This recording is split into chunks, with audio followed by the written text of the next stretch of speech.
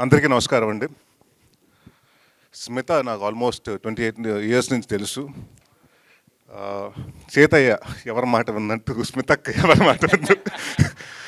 So తను అంటే ఏదైనా ప్రాజెక్ట్ చేస్తే రైట్ ఫ్రమ్ నాకు తెలిసి 98, 99 అనుకుంటా కదా, బబుల్స్ 2003 అప్పుడు మీ అందరూ నేను సుబ్బు ఎందుకు ఇంక డిస్కరేజ్ చేస్తానంది. అండ్ తను ఏదైనా ఒక పని పట్టుకుంటే దాన్ని చాలా అది లాస్ట్ వరకు తీసుకుంటుంది. ఛాలెంజ్ మాత్రం తన ముందు చేయకూడదు.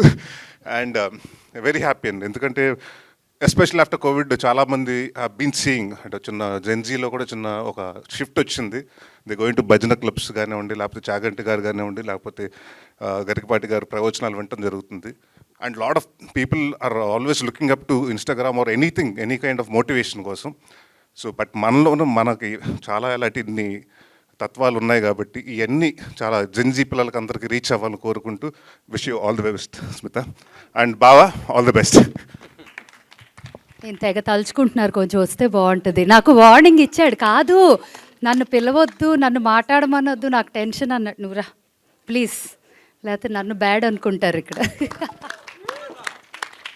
సుబ్రాజ్ అన్న డెఫినెట్గా మాట్లాడాలి, ఎందుకంటే ఆయన ఏదో ఏథీస్టు నాస్తికం అంటాడు, అందరికన్నా ఎక్కువ మాట్లాడేది ఈయనే.